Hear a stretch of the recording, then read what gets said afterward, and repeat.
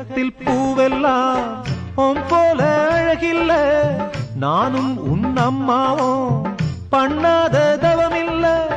தென்பாண்டி மன்னவனோ முழுகித்தான் முத்தெடுத்தான், தேனே உன் அம்மாவோ முழுகாம முத்தெடுத்தா.